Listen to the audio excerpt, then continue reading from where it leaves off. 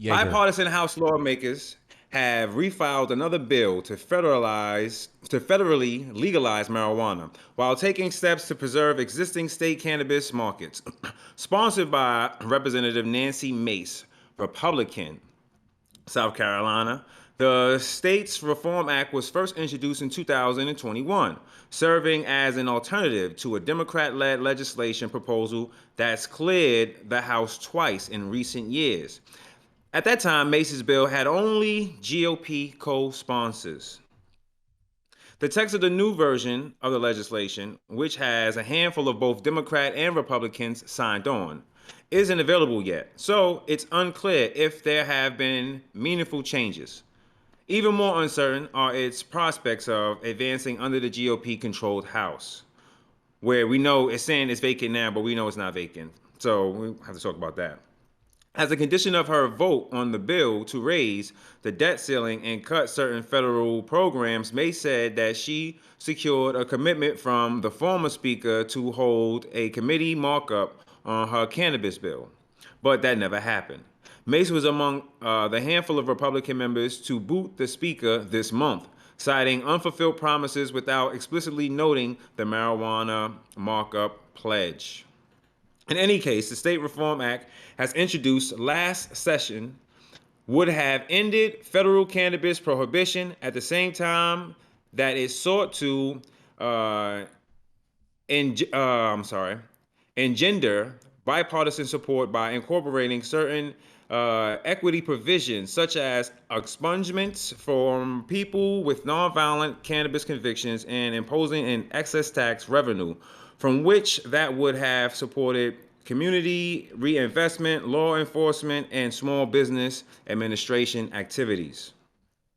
The bill is primarily aimed at having the federal government treat marijuana in a similar manner to alcohol. Cannabis would be removed from the Controlled Substance Act, CSA, with retroactive effects for people previously punished. The bill's original co sponsors list has changed since the last version.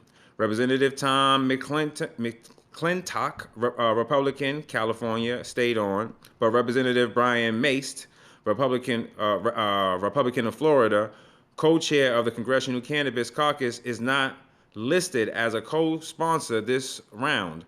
Nor is the late Representative Don Young, Republican of Arkansas, who the Florida congressman replaced on the caucus. Representative Peter Maher, Republican of Michigan, was the last Minnesota. I'm sorry, no, Michigan was on the bill last, but lost a primary challenge in 2022. This time, Representative Matt Gaetz of Republican of Florida has joined as an original co-sponsor among with two Democrats, Representative Dean Phillips, Democrat, Minnesota, who is expected to challenge President Joe Biden for the 2024 Democratic presidential nomination, is signed on, as is Representative David Throne, Democrat of MD, which is Maryland, I believe. Marijuana movement reached out to Mace and Mass's offices for comment about why he is not on the bill this time around, but representatives were not immediately available. During the last Congress, Mace emphasized that she wanted to build bipartisan support for the legislation, but at no point did it garner additional co-sponsors beyond those who signed on at its introduction. Under the legislation as filed last session, federal cannabis convictions would have needed to be expunged within 1 year. People affiliated with cartels or who have been convicted of driving under the influence would not have been eligible for the relief. However, Mace's office estimated that about 2,600 people would be released from prison from federal incarceration under the provision.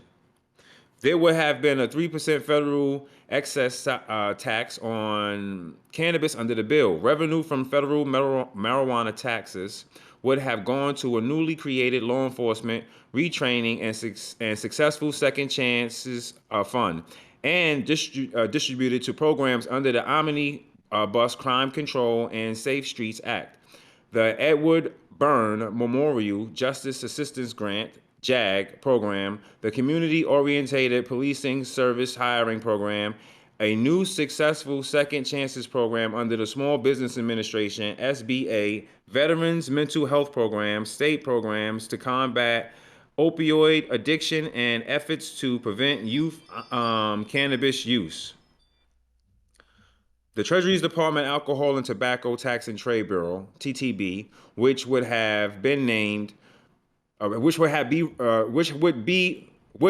been renamed the Alcohol, Tobacco, and Cannabis Tax and Trade Bureau, would have been the chief regulator for marijuana with respect to interstate commerce and international trade. The agency would have been tasked with creating a track and trace system for marijuana for cannabis, and federal officials would be authorized to issue packaging and labeling requirements for products. The legislation would have grandfathered existing state licensed cannabis operators into the federal scheme to ensure continued patient access and incentivize participation in the legal market. The refiling of the State Reform Act comes about a month after 33 Democrat House lawmakers, led by Judiciary Committee Ranking Member Gerald Nadler, Democrat of New York, introduced the Marijuana Opportunity Reinvestment and Expungement More Act to federally legalize marijuana while promoting equity in the industry. The comprehensive legislation, the comprehensive legalization legislation has passed the House twice in recent sessions. But this marked the first time it was introduced with the Republicans in control of the chamber, raising serious questions about whether it will move. The Judiciary Committee, which is the primary panel of jurisdiction, is chaired by anti-cannabis Representative Jim Jordan. That's my guy. I'm sorry they threw him under the bus, of Ohio, who lost his own bid for the speakership. The reintroduction of both legislation bills also comes amid a federal cannabis scheduling review that Biden directed last year. The U.S. Department of Health and Human Services, HHS, has advised the Drug Enforcement Administration, the DEA, to move marijuana to a Schedule 3 after completing its scientific review. While a Congressional Research Service, CRS, report released last month said it was likely DEA would follow suit based on the precedent. The law enforcement agency does not have to adhere to the HHS recommendations. What do you guys think?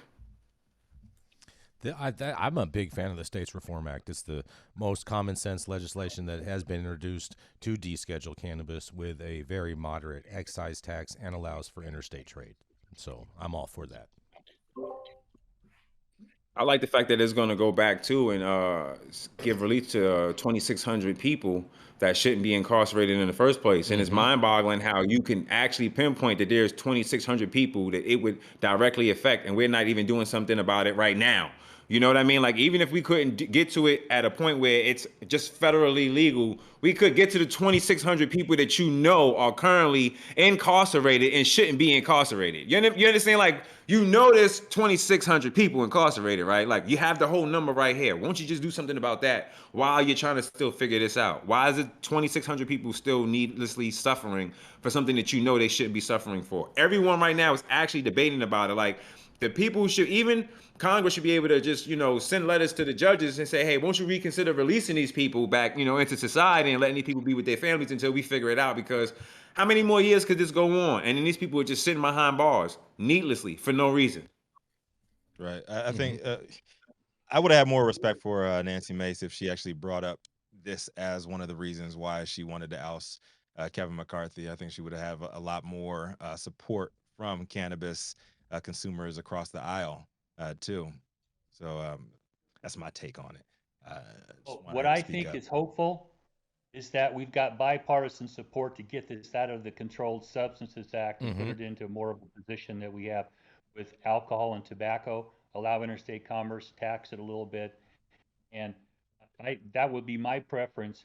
I hope that can be preserved as the pissing matches get started now over highly partisan problems. So, I think that's a good sign, but I think we've got some battles coming up. We've got a continuing resolution to bring up in less than a month now, and that's going to be a war. And can we get this to move through when they're fighting over other things that, I mean, they really have invested emotions into, and they're nihilist about things. They want to blow shit up. Now you got to come Right. together and try to get what seems to be common sense legislation done. It'd be Mhm. nice if we could, but I'm not going to hold my breath.